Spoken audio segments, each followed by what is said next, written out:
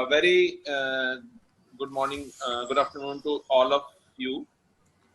Now we are going to start our first session, in which Padma Shri Professor Michel Danino will deliver the keynote address for the webinar. Professor Michel Danino, born in France and has been living in India since 1977, and he is an Indian citizen. He is an independent student of Indian civilization and authored and edited several books.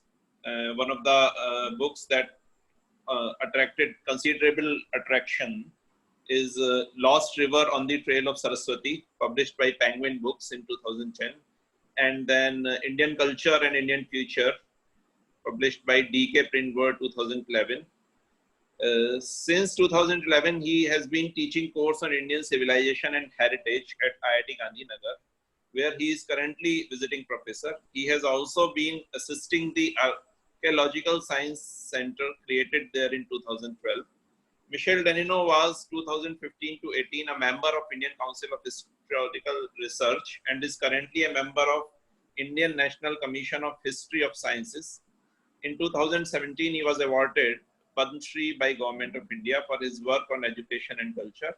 His other interests include nature conservation, a field in which he was especially active during his stay in the Nilgiris, that is 82 to 2003. So now I'll invite Professor Michel Danino to start his presentation. Professor Michel Danino. Thank you. Thank you very much for this introduction. Am I audible? Yes, you are audible. Very well. Thank you so much. And I should thank AICTE and of course its chairman, Professor Anil Sahasrabudhe, and Jain Sahasrabudheji, Professor Vivek Kumar, and the whole team behind this course.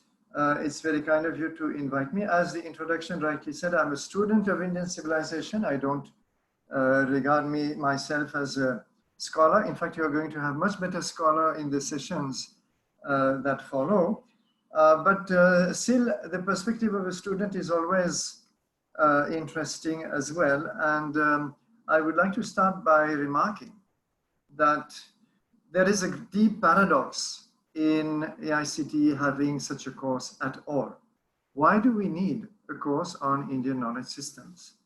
We would normally assume in a normal context that given the fact that India's contribution to knowledge in numerous fields is well acknowledged since the 19th century. There have been a number of scholars, of course, in India endlessly, but in the West also, documenting, trying to understand, trying to make sense of this mass of knowledge, whether there were biases involved or whether there was a plain interest. But whatever, there is no dispute on the fact that Indian civilization, like all civilizations in a way, has produced enormous amounts of knowledge, but perhaps more than others because it has had this immense advantage of continuity. Disruptions, no doubt, but still an underlying continuity, which no other civilization has had to that extent. So you would normally assume that once India became independent, there would have been an effort to integrate these knowledge systems into the educational system. And it is one of the greatest paradox of the Indian education system post-independence that nothing of the sort was done. And all this immensity of knowledge was kept out of sight of these students, whether at classroom level or at university level. And I'll come back to this briefly later on with some examples. And this is therefore a paradox because in a normal context, if we had had what I estimate to be a proper vision of Indian education, such a course would be superfluous. All the areas of at least meaningful, substantial, important areas of knowledge would have been finding their place in respective courses, respective disciplines in the educational system. So there is a paradox, and I praise AICTE's efforts to remedy this lacuna. It is not the first effort of its kind. We must hope that it will succeed unlike its predecessors, because so far all attempts have ended in failure. I'll not pursue this topic. It is not my point to dwell on the negative picture, but nevertheless, we need to understand the context. We need to understand why, if I were to run a simple quiz on Indian knowledge systems by all the teachers present and listening to me at present, probably 90 of you would fail it. So we need to be clinically aware of the situation. But this is, of course, not what I wish to dwell upon. What I wish to dwell upon is how, on the other hand, and this makes the paradox even more cruel, if I may say so, how, on the other hand, these knowledge systems still have a lot to teach us, a lot to tell us in the present crisis that we are facing. This crisis is not new. The coronavirus has only made it a little bit sharper, but the crisis was already there.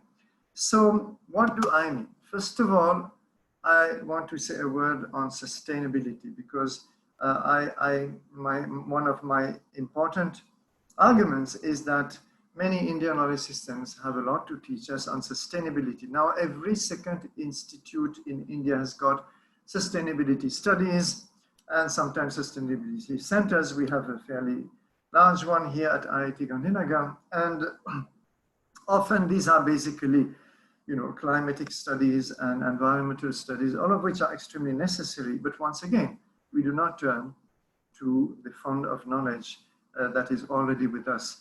So what do we mean? We mean to say that there is a crisis going on. We already know that the temperatures are rising very fast, and some fairly pessimistic studies are saying that the battle for 1.5 or 2 degrees is already lost, and we have to look at 3 degrees or more with unimaginable consequences for the planet. I want to emphasize that we are losing our species. The ecosystem is fast disappearing, that nature took millions of years to build.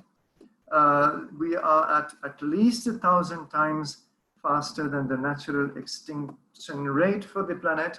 And by the end of this century, we may have lost half of the living species of this planet. Again, and I'm not giving you the sources, but they are all based on recent scientific studies. So once again, this is a very critical situation, and we do not even have the expertise to work out the consequences of what a scenario might be. The ocean is losing its oxygen. We have dead zones spreading fast and threatening the entire marine system. We have correspondingly millions of tons of plastic waste entering the oceans every year. And this is expected to double by 2025. So scientists are finding in a recent study in the Mediterranean Sea, they found that 1 square meter of seafloor had about several million microparticles of plastic, 1 square meter. So the extent again is mind-boggling. We just cannot comprehend what exactly is going on. But what we can comprehend is that we are basically eating the planet. And this is what an organization known as the Global Footprint Network highlighted long ago. This is 5 years ago. We are consuming the planet's resources at the rate that we would need actually 1.6 planet Earths at the moment to sustain this consumption. So we are absolutely way beyond sustainability. And some politicians, policymakers may imagine that we can have sustainable development right now. It is just a pipe dream. So there is a crisis. It will grow more and more intense. What can we do? What can Indian knowledge do? And what relevance can it have? But before we come to this, again, a few thoughts. Relevance. When we say that our Indian heritage is relevant to the present situation, I'm always reminded of a number of our intellectuals who find absolutely no relevance in India's classical culture. They consider it as essentially obsolete, or so much full of caste biases and so on, because they always want to bring everything down to caste, even when caste is not in the picture. So there is a big question of how culture itself is relevant to the situation, or do we simply need technocrats? I am getting some echo. Should someone unmute his or her mic? Kindly see. I think yes, it's better. Thank you. The question is whether pure technology, technocrats will be able to cope with the crisis, or whether there is something more than we have to understand from it. Is India's cultural integration relevant? How does it play a part in the whole transmission of these knowledge systems across the country? Is life worth living without some culture and values? These are all questions that the crisis is putting to us, and I'm glad that some of them were addressed during the recent coronavirus crisis. Finally, one thought that I took from my brief teaching at IIM Ranchi, where I was asked what I teach, and people expected to be told that I'm teaching finances, I'm teaching business analytics and whatnot, but no, I was teaching Indian culture. Half shamefully, I had to admit that. And one day, a professor of marketing was very enthusiastic about this, and he said, we are always making a mistake in IIMs. We think that this is superfluous, but actually, without knowing the culture of the country, you cannot even do good marketing. So I felt legitimized suddenly. So this question of relevance is something we need to address at a deeper level. And let me now dive into my topic. I'm taking a very simple, a fairly artificial framework, which is the Indian saying of Satyam Shivam Sundaram. So what do I mean by that? Let us start with Satyam. Satyam, one form of it comes to us from this quotation. For example, students in India should be taught about the great ancient Indian mathematicians like Panini, Pingala, Hemachandra, Aryabhatta, and Bhaskara. Their stories and works inspired me, and I think they would inspire students across India. Many of these works were written in Indian languages in beautiful poetry and contain important breakthroughs in the history of mathematics. So who is this person lamenting that this mathematical heritage, for example, it's just an example, is completely missing from the educational system? Well, it is none other than Manjul Bhargava, the famous US-based Indian-born mathematician. So he gives us in a nutshell the whole problem that we would benefit, and the students would benefit, and they could be inspired easily, they could be stimulated, and we happen to know that mathematics is one of the most challenging topics to teach while keeping students interested. So this is just a diagnostic quote, but let me take another symptom of the disease. This is the syllabus for the MSc Mathematics program in the University of Bangalore. And you will see when you open it that there is one paper among this vast syllabus, pretty standard syllabus of MSc Mathematics.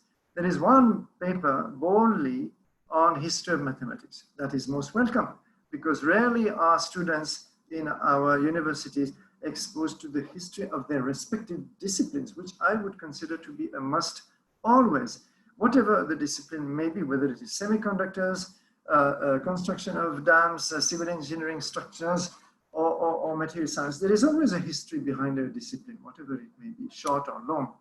And students are taught, immediately mathematical formulas without even knowing where they come from. So that is another problem. But here, they're trying to remedy this.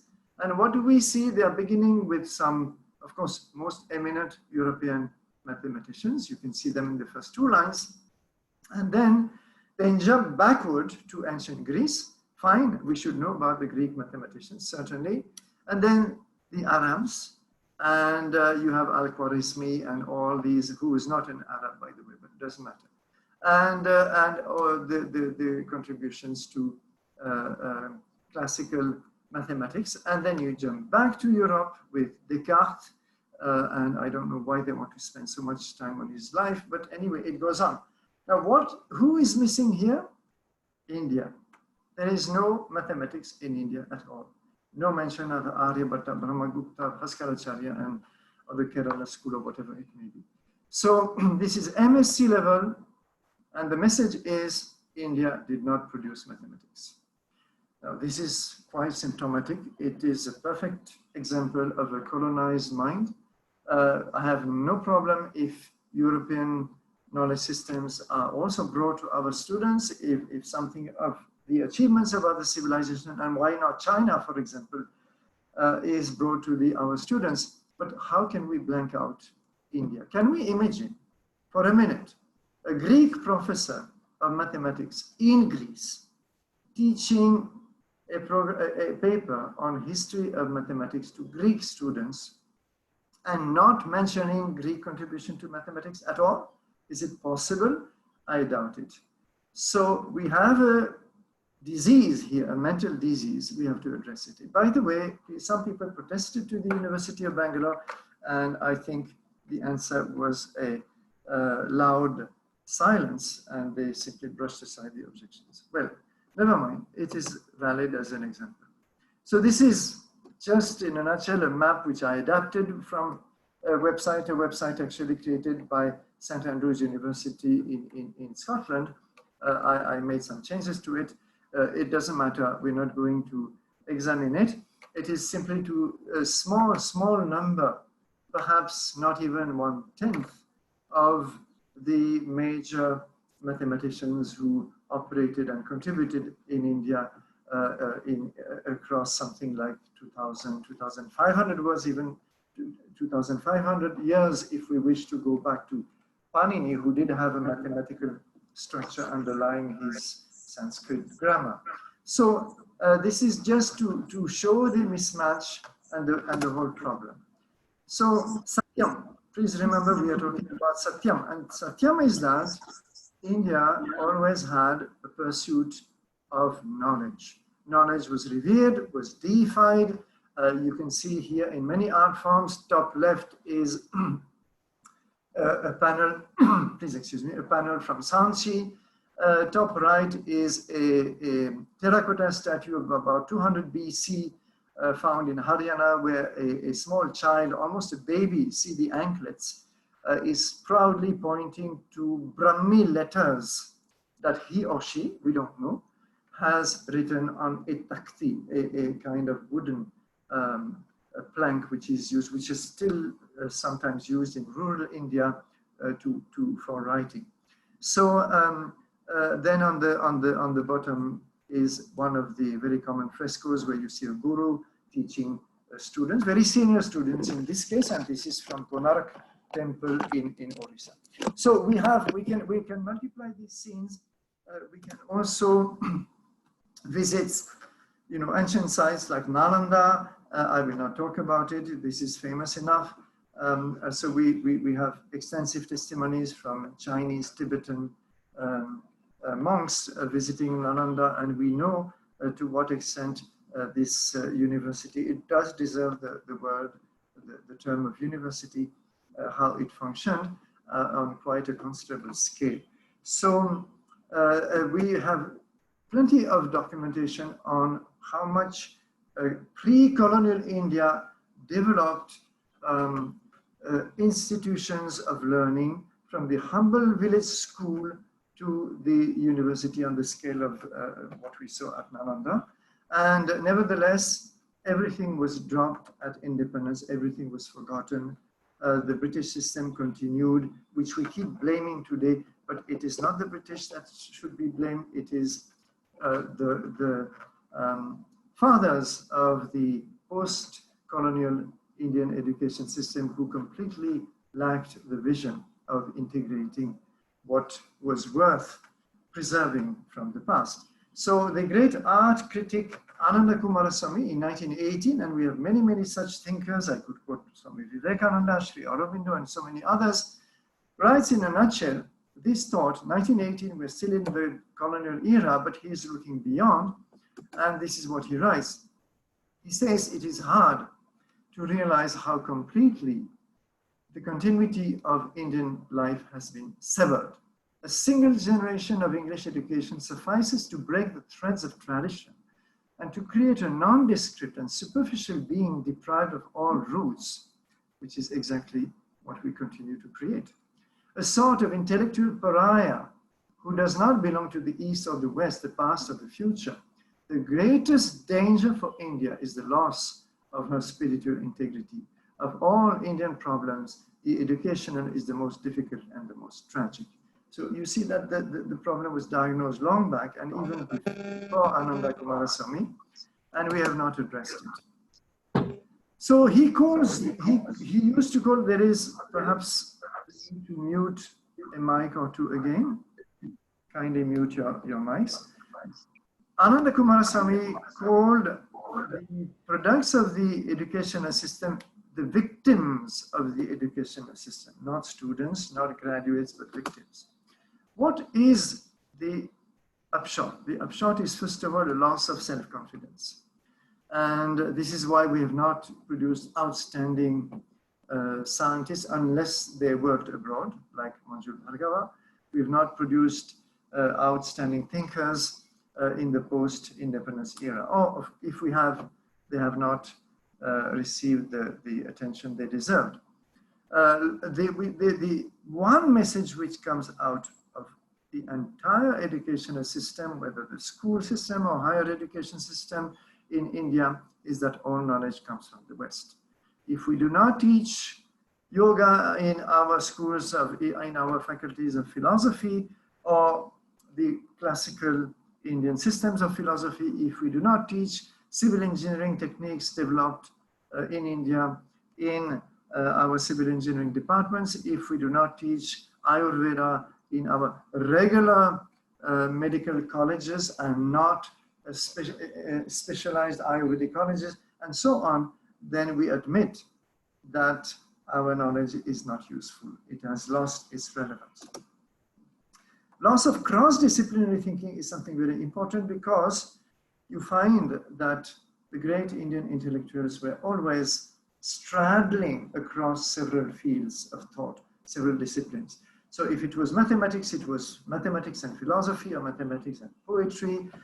If it was medicine, it was medicine and astrology and yoga and several other fields. So Indians refused to compartmentalize themselves. They refused partitioned thinking.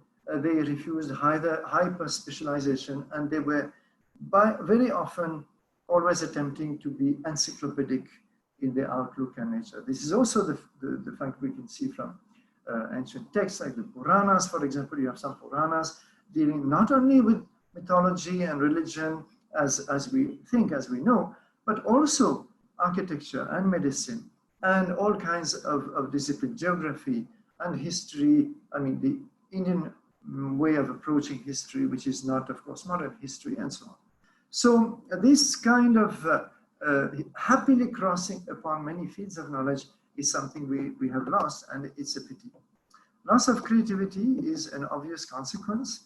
Loss of aesthetics, I will return to this, and Ananda Kumaraswamy also insisted a lot on the fact that British education made Indians no longer able to appreciate Indian aesthetics, and this is a tremendous loss in our daily lives. So there's an implicit acceptance of ugliness as an indispensable, unavoidable consequence of development. It's okay to have ugly cities, it's okay to have ugly buildings, it's okay to have ugly clothes, or whatever it may be. If the West accepts something, we have to accept it. It's, again, the implicit message. And please note, I'm not anti-West, I'm not anti-Western. The West does what it has to do, and it follows the evolution it has to follow. But why should we be pinned down to repeating what it does? We have to be aware of what it does, but we have also to look at what we could do that might be different. And loss of appreciation for India's heritage and the importance of preserving it. Finally, we lament about the loss of ethics and the loss of values, but there is no mystery about where it comes from. And this is something that is going to get worse and worse unless we have an intelligent way of integrating them in the educational system. So to take one more example, we have here from Mohenjo-daro, the famous priest king in contemplation, pointing to traditions of yoga and meditation about almost 5,000 years old. We have archaeological evidence here and there. This is 3,000 years old on the right from the Aravalli Hills in Rajasthan, where you find a few skeletons buried in Parmasana. And this is in a semi-rural culture. So there's a lot of evidence of this quest, apart from, of course, all the texts that we know, this quest of self-exploration, self-fulfillment that goes by the name of yoga, yogic systems of philosophy and all that. And this is a field where, ironically and unknowingly almost, India has massively impacted the West. Even before I left France in the 1970s, there were already a number of centers of yoga sprouting up everywhere. So this is a silent way, and this is put somewhat dramatically on these covers of the Time magazine, where we see that India has obviously something to give. But today, yoga, especially by our upper classes, elites, so-called elites in India, is actually brought back from the West, and we have to learn the latest American method and so on and so forth. So there are a number of paradoxes within paradoxes. I move to Shivam. Shivam, what is good, what is auspicious, what is useful, helpful, what promotes a good lifestyle. And I go back again in time, because what do we see from archaeological evidence? This is Dholavira, the famous Harappan site in the Rann of Kutch. And these are my own photographs of, no, not the one on the left, I'm sorry, that is from Archaeological Survey of India. The other two are mine. From the water structures which the Harappans created to deal with the problem of sustainability. They wanted this city, for reasons I will not go into, in an area which is extremely arid, which has just a brief rainfall during the monsoon. And these people planned. They had this confidence that they can plan, they can resolve whatever challenge the environment puts to them. And they understood that there was a brief spell of rainfall, which could be very powerful, hence the need for massive structures like the ones you see to capture that brief rainfall, which would have to last for perhaps a year for the city to survive till the next monsoon. Of course, there would also be some winter rains usually. So you see the massive reservoirs interconnected through underground drains. You see on the bottom right a small step well at the bottom of one of these reservoirs. The whole thing was thought out in a way which speaks of total self-confidence, mastery, mastery over, command over a huge labor force, and command over planning and execution in a meticulous way. So this is something that we've lost. After independence, our civil engineers started adopting all American models of civil engineers, codes, construction codes, etc. And for example, when you come to dams, the dams that were built initially on the Himalayan rivers were borrowed from models which were developed in the US for alluvial rivers like the Mississippi, the Missouri, which did not carry an enormous amount of sediments like the Himalayan rivers did. So the designs were adapted to the US, they were not adapted to India. And the result was massive siltation because they never understood that Himalayan rivers are different, behave differently from American rivers. So even basic things like this, basic errors can result from simply the lack of intellectual independence and originality, which you precisely see in a site like Dholavira here. And the result also of the degradation and the colonial rule, and then our inability to tackle our problems the way the Harappans were able to tackle their problems. They're not the same, obviously, and the scale is not the same. I fully admit that. Nevertheless, Our inability is the kind of thing that you see here, which is going to increase year after year, when you have to carry train loads of water from faraway destinations. The same was also done from Andhra Pradesh to, to Chennai recently, when Chennai was running almost completely short of drinking water. So these solutions are obviously not sustainable. And this is what technology gives us. So technology is not the answer. We need technology. Of course, we're going to use it. There's no question of going back to the hunting and gathering lifestyle of the Paleolithic. We need technology, but we have to rethink the technology. Why do we want to use it, and how do we want to use it, and what other technologies we really need?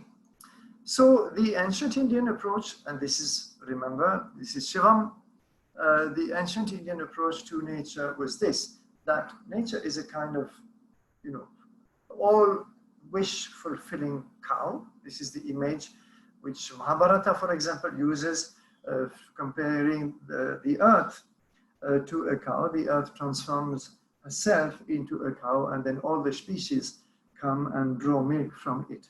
The humans, the snakes, the all kinds of animals, and even the demons, even the asuras come and milk that wish-fulfilling cow. So this is the relationship with nature, that nature does meet our needs, but clearly we are not going to do justice to it if we abuse these resources. So in a nutshell, the ecological philosophy of India, as I understand it, it's part of actually some courses I give here at IIT Gandhinagar. You know that in the 19th century, a lot of semi-missionary, semi-Christian literature demonized the Hindus as nature worshippers and tree worshippers. It appeared to be almost a supreme insult. And in fact, it's a compliment. It's not an insult, because worshipping trees is precisely the need of the hour. Worshipping nature, understanding that it is something sacred that we need to revere, respect, and relate with in a completely different way. So this tree here, which you see, this people tree, is nothing in the Indian philosophy but the symbol of the universe.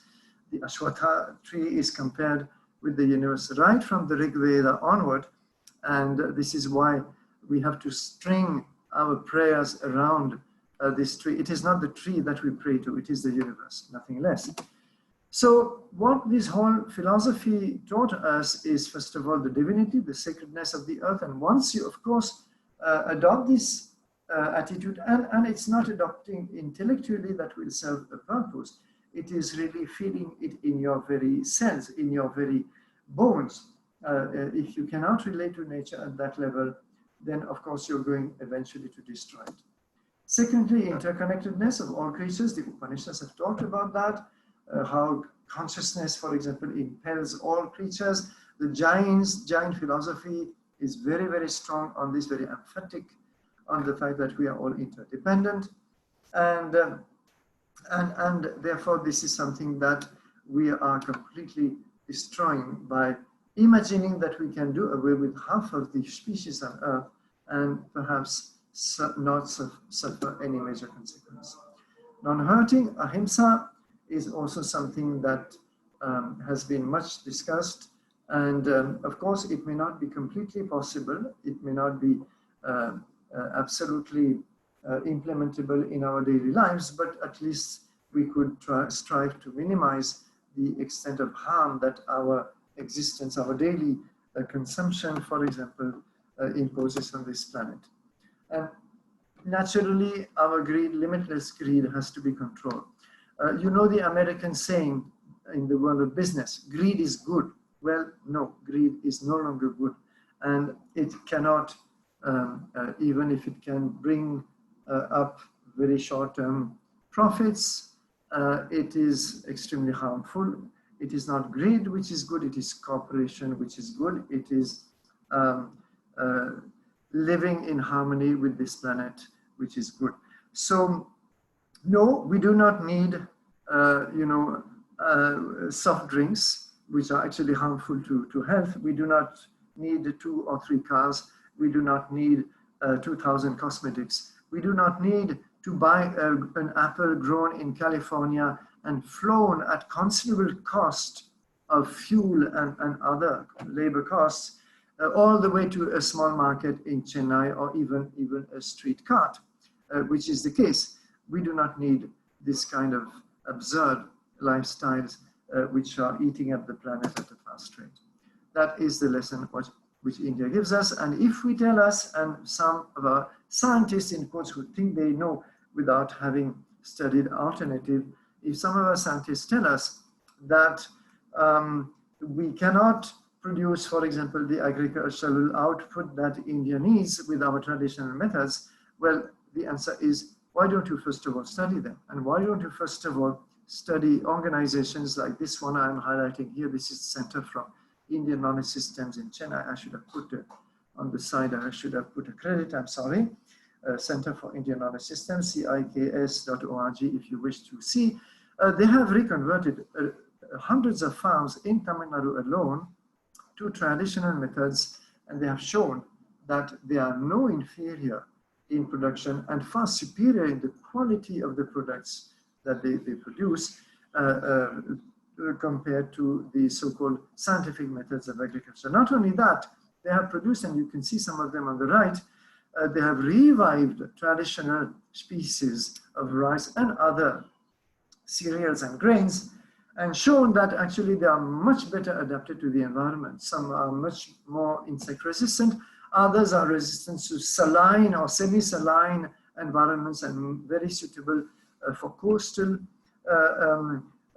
farms, for example, especially when our water resources are growing more saline by the day. So there's a lot of work here which has received only minimal support from our governments, which continues to promote the harmful chemical industry, pesticides and fertilizers, which has been depleting our environment and creating thousands of cases of cancer among our farmers. So this is again a great lesson from our system. Here you have some examples, and I saw a message that the slides will be shared, so I'll be happy if they are shared.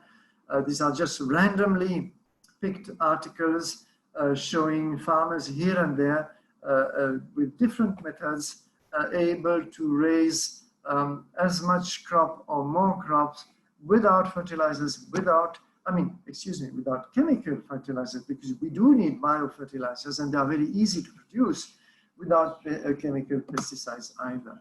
This is another case from Naxal area, I think in Chhattisgarh, and so on. So it is possible, it is feasible, but you need intelligent preparation for this. You need appropriate technologies, that is to say, technologies which are really custom made for the region where you operate. And who created this term of appropriate technology? This gentleman you see here. His name is Ernst Schumacher, author of Small is Beautiful in 1973, an epoch-making book which had a lot of influence on alternative lifestyle seekers in the West. And Schumacher had, he was a proper professional academic and economist and advisor to the British government in economics. I don't know what kind of advice they ever took from him, if at all, for reasons you will soon understand. He spent some time in Burma and India studying precisely the local economies. And he became convinced that we are on the wrong path and that the current model of economy that we are following worldwide of hyper-consumption and consumption being the driver, the engine of the whole economy is just wrong and not sustainable. So he's the one who pioneered the term of sustainability. And he said also that we must use technology, but appropriate technologies, which means those technologies that we really need in this particular location and at that particular time. And not across the board technologies which most of the time will be ill-suited to the context, as we saw in the case of the Himalayan dams, which I was telling you about. So Ernst Schumacher wrote this beautiful book, which I would, it is not hardly aged at all, and it remains full of very relevant advice for our policymakers, which they do not seem to be interested in, but ultimately one day they will be forced, perhaps when it is too late, to turn to such schools of thought. There have been others.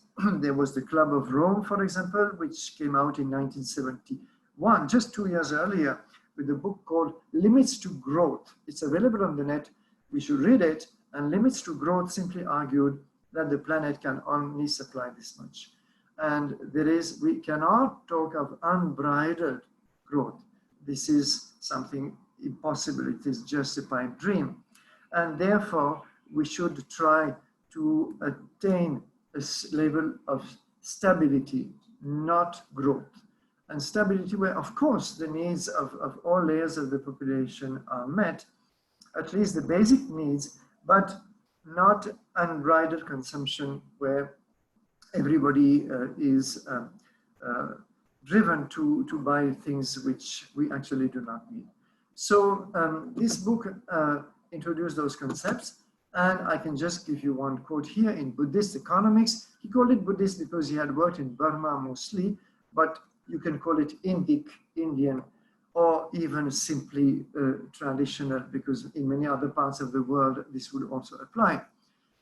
Since consumption is merely a means to human well-being, the aim should be to obtain the maximum of well-being with the minimum of consumption. The less toil there is, the more time and strength is there for artistic creativity. He could have said also for thinking, for reflection. We don't even have time for reflection in our society. Modern economics, on the other hand, considers consumption to be the soul and purpose of all economic activity. So what he wrote at greater length in this book is that modern economics puts consumption at the center.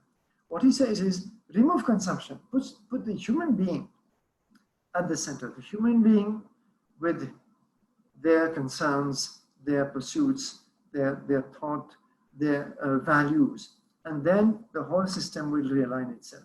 So it may not seem realistic to our policymakers, but I'm convinced that it is the only realistic long-term model that we have, or at least something of this kind.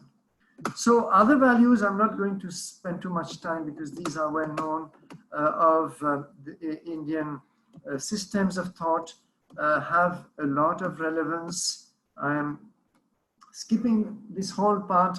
It is on, let us say, the importance of India's ethical values in today's world. They are very obvious. They do not require much explanation. And they tell us why Indian society, with all its flaws, because all society have flaws, and I do not consider Indian society to be perfect, far from it, neither in the past nor in the present.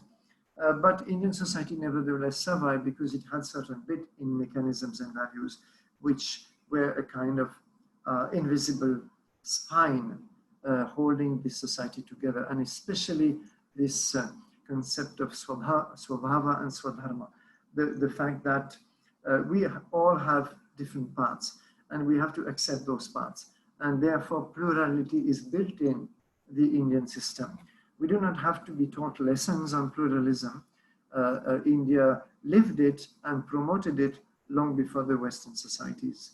So these are some of those important values. You see some of the others on the screen. I do not wish to run too late, so I want to move on to certain other things which remain to be discussed. And here there is I cannot read the top. Oh yes, I think this is values in Ashoka's edicts. Well, it's just one example I use in my courses where Ashoka, in a nutshell, gives us some very important Indian values which have stood the test of time and which still have something to teach humanity. So the first is wishing happiness to all, like, you know, Sarve Bhavantu Sukhinaha and so on, where this is something deeply ingrained in the Indian psyche, that we always address the whole world. We do not say, you know, let my race be happy. There's no race, in fact. Or let my caste be happy, or let my family be happy. No, it has to be the whole world. So he started with this very dramatic statement, all men are my children. So it could look like a tremendous boast, but actually it is not. It is something of the Indian ethos. Ahimsa, vegetarianism, after he had a change of heart, people call it conversion. I do not like this term, it is not appropriate, but Ahimsa became part of his value system. And vegetarianism, though he admitted it was not yet complete, but not harming nature was something that he promoted.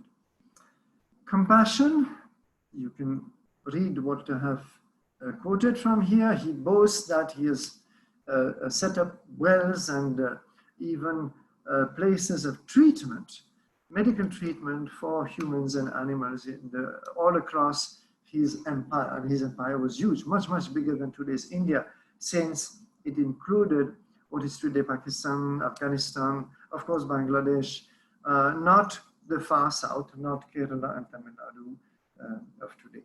So this is a boast. We don't know to what extent this was implemented, but at least it is the intention. And dharma, or dhamma in Prakrit, dharma is to him the central value.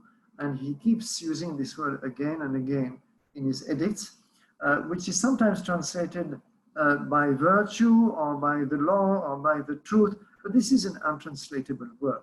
We all know what dharma means, but we are all unable to define it in a comprehensive way. So it is all of that. It is the law, it is the truth, it is the cosmic order, it is what sustains this universe, the communities, the individual, and so on. And dharma exists at many levels. It is relative, it is not absolute. If you want an example of absolute dharma, you would take, for example, the 10 commandments of God in the Bible. So that is defined once and for all. It is engraved in stone. This is not the way India saw the truth. In Indian approach, the truth is always complex, it is relative, it is multiple. And the truth for you can be different from the truth for me.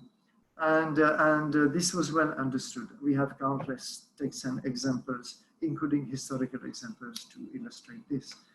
But this is to him the worthy objective of a ruler, in a perfect echo of the Arthashastra or even the Mahabharata and the numerous discourses we have in many texts on the duties of a ruler. Religious harmony, we are concerned about it today, but this, except that I found recently that the word he uses in Prakrit, and I have it somewhere, is not dhamma for religion. It is a word that means sect. So we translate it into religion. The historians use the word religion. It's wrong. They should have used sect. I should have wrote that word, but nevertheless, you can take my word for it. I can share an updated series of slides later. So he says, if you want harmony among the different followers of different sects, and he was referring, to the Buddhist sects, several of them already, the Jain sects, the late Vedic sects that we are going to use to call Hindu later,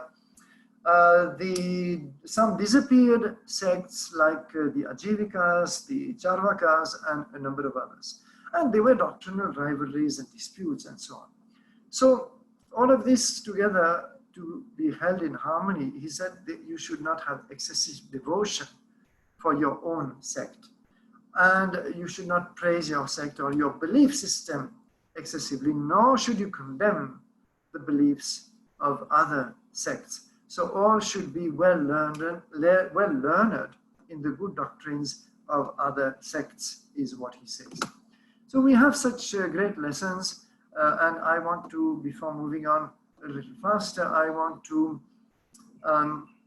talk about one very important value system in the Gita, which is that of Nishkama Karma. There are many others in the Gita.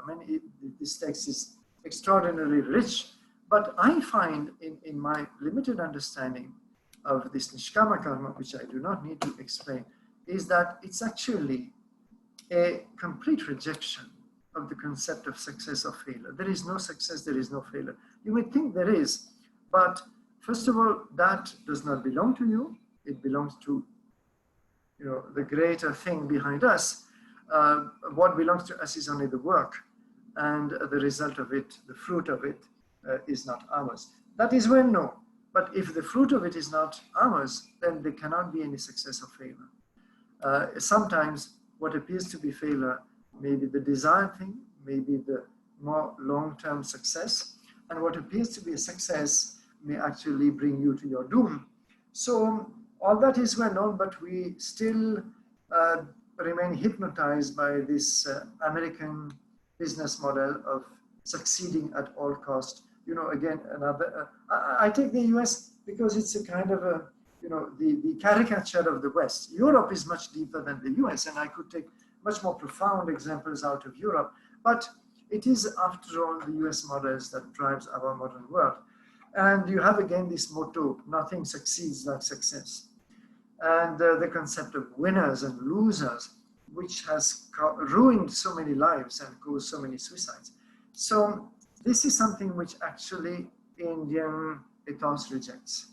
And we should not be worried about succeeding or failing. We should be worried about whether we are doing our best or not. That is the Indian attitude.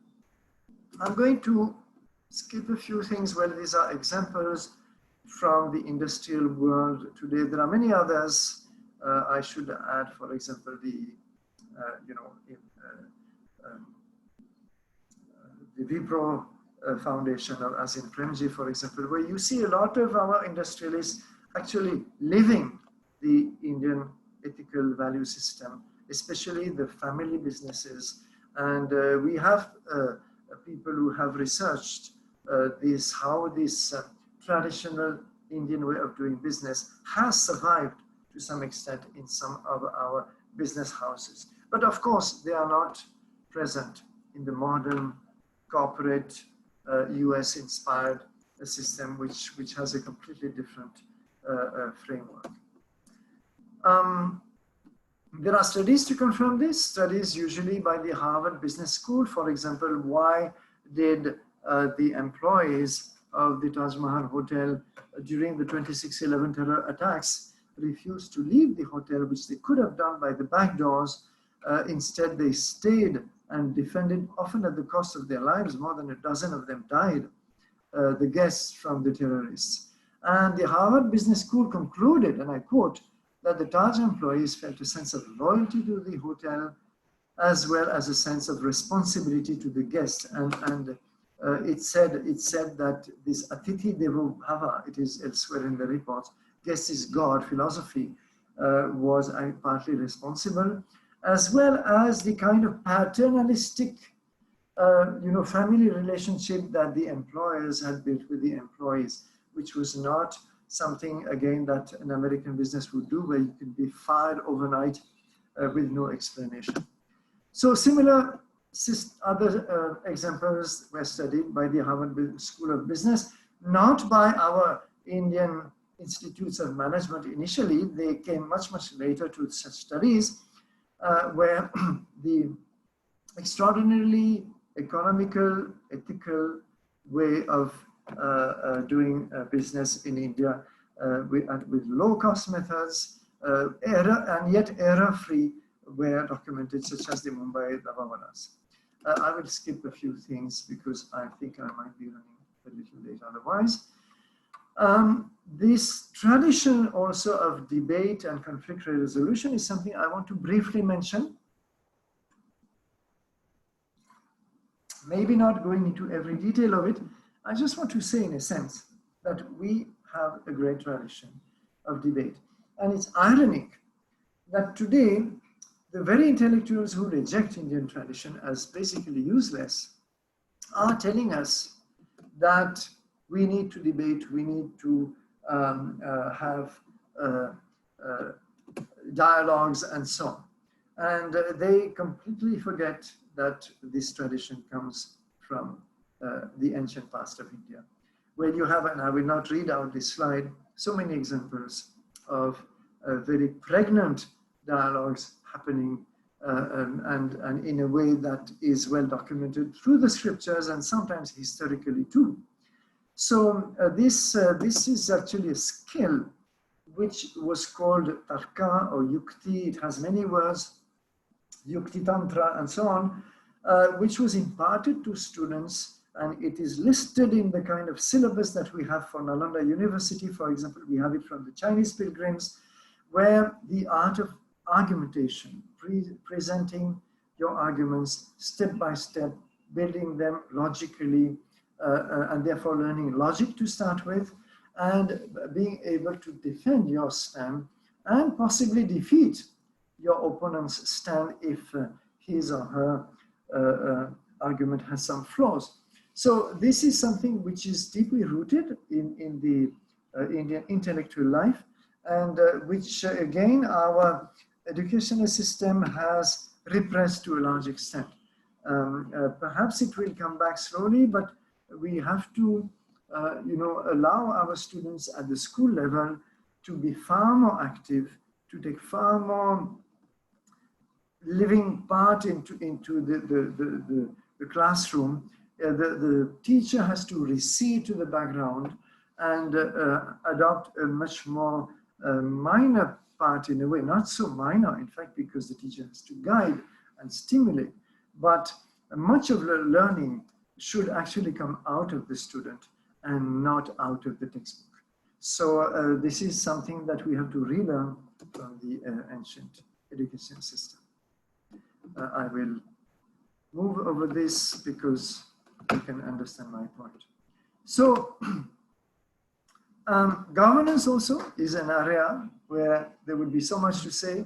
I'll not have time to explain how the Indian system of governance, which is again variously called Arthashastra, Rajaniti, and so on and so forth. There are Rajadharma and so on, or Rajya Dharma. These systems are expounded in thousands of pages in the Indian texts. And again, there is also historical evidence. I showed you Ashoka's edicts extremely briefly, but there's a lot of administration in his edicts too, how he's actually running the empire. And we have a lot of later kingdoms, all the way to the Cholas of Tamil Nadu, also giving us in meticulous detail the running of their administration, for example, or their assemblies, their democratic structures. At the same time, we are told by some of our intellectuals, and you can also take foreign observers like Richard Nixon, that India is completely ungovernable.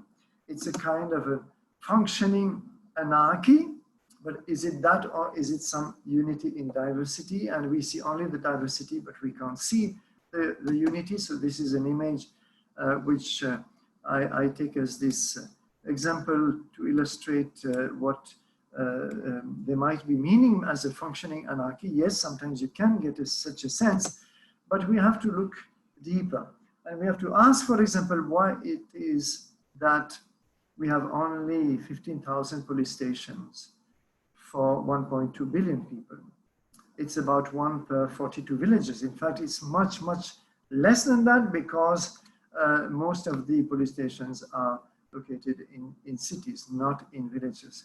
So how is it that our much maligned villages, which are always seen to be backward, negatively portrayed in the news? Certainly there are negative things happening too, but there is also something else happening, which is that they can self-govern.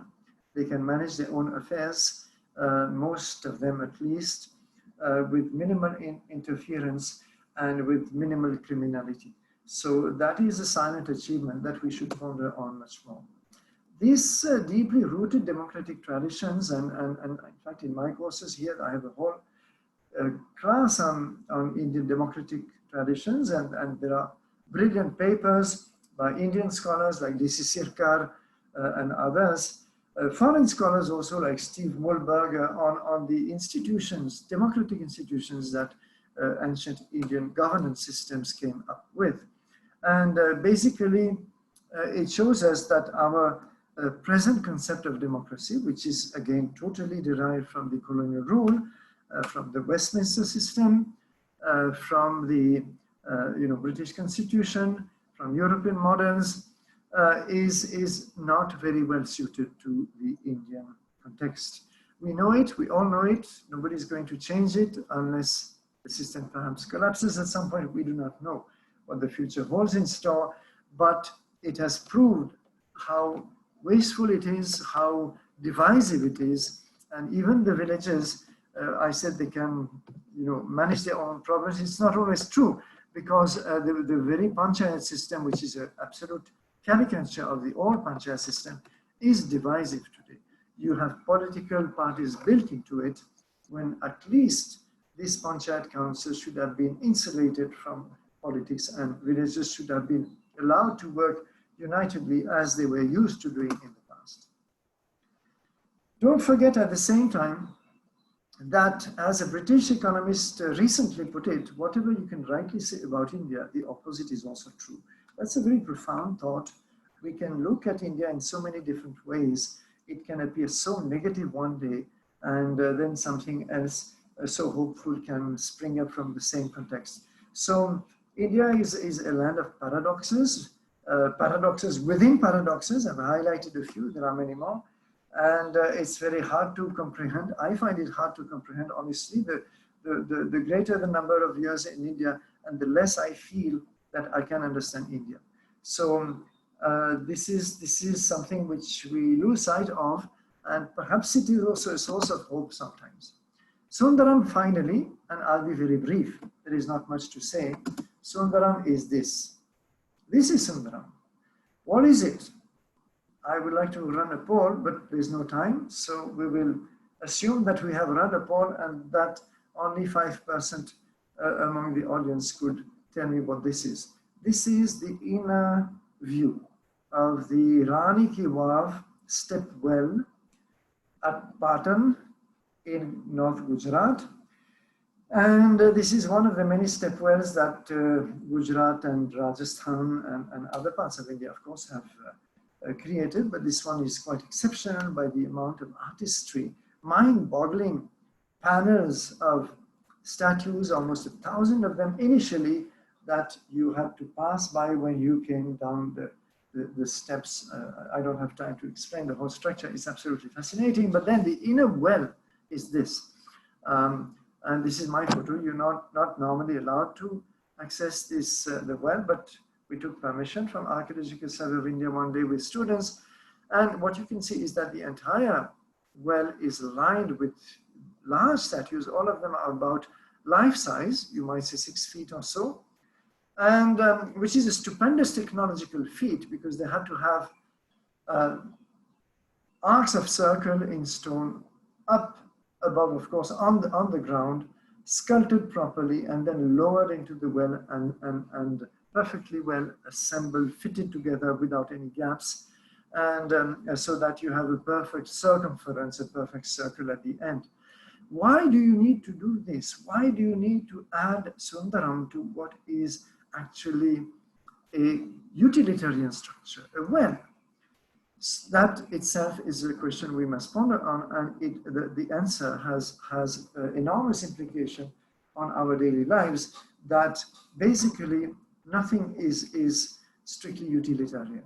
Nothing cannot, should not be diverse from beauty, diverse from something that adds a value to our lives. And this is the ancient thinking, and this is why archaeologists always wonder at how even, small objects of daily life were decorated, were painted, had on, some ornamental value added to them. So this is something that we often lose sight of, and we are quite happy being in air-conditioned buildings with all windows closed, cut off from the environment, with nothing particularly within your eyesight that suddenly makes you say, wow, like this. Here you say, wow, what is this? And you stop for a while and you have to admire. So that is something that our buildings today rarely bring to us? Well, I'll not spend time on this. These are the classical arts of India: dance and music and architecture, prodigious heritage, misunderstood, not understood, not taught, except in a few specialized schools. Even our schools of architecture have very, very limited courses in classical architecture. And I'm not sure that those who teach those courses have always understood the whole philosophy behind. So there is an enormous wealth of heritage neglected, and this simply joins with what I was saying at the beginning. So let me conclude this with a few thoughts and which try to sum up my point, which is simply that we need those knowledge systems. We need to study them. You are very lucky to have eminent scholars in this webinar in the next few days. We're going to bring some of the essence of knowledge systems in mathematics, in Ayurveda, in language to you. But this you should only take at the beginning. You cannot hope to have delved deeply with just one webinar or even 100 webinars. You need to read the text, you need to read the thinkers, you need to absorb some of this in your daily life. It is something that has to become part of you. It's not about scholarship alone. Scholarship is only a tool to introduce you to something that enriches your life ultimately. If the Indian heritage or knowledge systems is not capable of enriching our lives and making us leading us to the right choices, then this culture is dead. This is the question we must address head on, that they should make us make different choices. We should not be able anymore to continue polluting the planet mindlessly. We should not be able to discharge our effluents, polluted effluents into Ganga. We should not be able to, pay a huge dowry for our daughter's wedding and things like that, if we really live this culture. So my concluding thoughts is that we are entering an age of greater and greater instability and loss of security. We know it. It has actually been predicted for quite a while. A lot of thinkers warned about it. This decade is going to be absolutely critical. And in India, you see, the Western countries, especially the European countries, understood. Some of them understood this. So what they did is that they started the path of development, let us say, to keep things simple, at the start of the Industrial Revolution. They said, we'll develop. And then they realized that this development was leading to total unsustainability. So they have tried, at least, maybe not to the extent possible and maybe not as sincerely as they should have, but at least they realize, and this is the voice they speak, that now they must move from being going to development, and then must move from development to sustainable development. So they must go step back to some extent, take a different route, and try to reach sustainable development, if at all it is possible. But at least the intent is there. Now in India, we don't have to do this. We don't have to go to this unsustainable development phase and then move. We could learn the lesson. We could go straight to the sustainable development. And this is something which I'm afraid we are not yet considering or envisaging. We're still far from it. So there's a lot of very critical choices that we have to do. And right now we are taking the wrong choices. It breaks my heart to read that our Environment Ministry has cleared 30 major proposals to destroy forests and create mines in remote areas. And such projects, again, more dams on rivers, which anyway are going to run dry during this period of lockdown. This is apparently what one article said. I don't know how genuine the information is, but nevertheless, we still have not understood what the genuine sustainable line of development based on the Indian ethos and knowledge systems could be. And we know that technology is powerful, too powerful, dangerously powerful, but it's a tool. It's a tool. It's just like taking a hammer to drive a nail into your wall, you do not worship the hammer. You do not say this hammer is the solution for all my problems. No, it is the hand that drives the hammer that can be the solution. So it is we as human beings who have to be responsible on how we use technology. Technology alone, and I always smile, and I teach in a technology institute here at IIT Gandhinagar, and I keep hearing, that we need to solve this problem of pollution or this or that through this new technology or that other technology. And, it's all full of good intentions. It is not going to work. It is not going to work because, first of all, you do not address the mindset that created the problem in the first place. If we do not address that mindset, then we have done nothing. And I believe India has what it takes to address that mindset. So that is the ultimate conclusion that I have to offer. How we use that tool, fantastic tool, dangerous tool, is conditioned by our culture and our values, and that's where we have to really start thinking. We have not even started thinking in a way, in many ways. Development must keep the meaning of life, the central human values at the center of its focus, and that is where Indian knowledge systems can help. Thank you very much. This is a figurine from Harappa, terracotta figurine, 4,500 years old, telling you thank you very much. Thank you, Professor Danino. Your lecture was truly eye-opening and established the value of Indian knowledge system. We'll have a discussion session with Professor Danino at 5:15 for around half an hour. But right now, we can take probably one or two questions if somebody wants to ask. I will let the moderators select the questions, of course. Yes. I think some hands were raised. I could see during my talk, but I do not know what those hands intend to do. Anil Kumar Agrawal ji from RTU. Yes, sir. Yes. Kindly ask a question. No, sir, I don't have any question. Just I muted this. Rajat ji, you can ask your question. By the way, Rajat ji is also involved in development of curriculum for science and technology for AICT induction program. Yeah, Rajat ji, please ask your question. Namaste, sir. It was a wonderful lecture. You have used the concept of Satyam, Shivam, and Sundaram. So, is it possible to get where is the earliest quote we get for this in our knowledge system? I will try to find it. I'm not very sure. I think my esteemed friend, Professor Ramasubramaniam, who is going to speak later, I think tomorrow, I can see, he would probably know. It is certainly in some of the Subhashitas, those sayings, auspicious sayings, those proverbs, if you like, and we have collections and collections of them.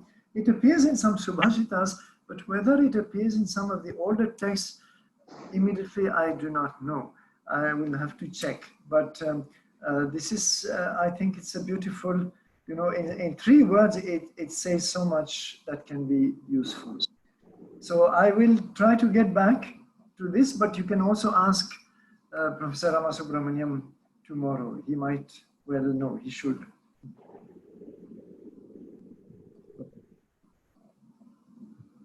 So, thank you, Professor Danino, for such a beautiful lecture. At 5 o'clock.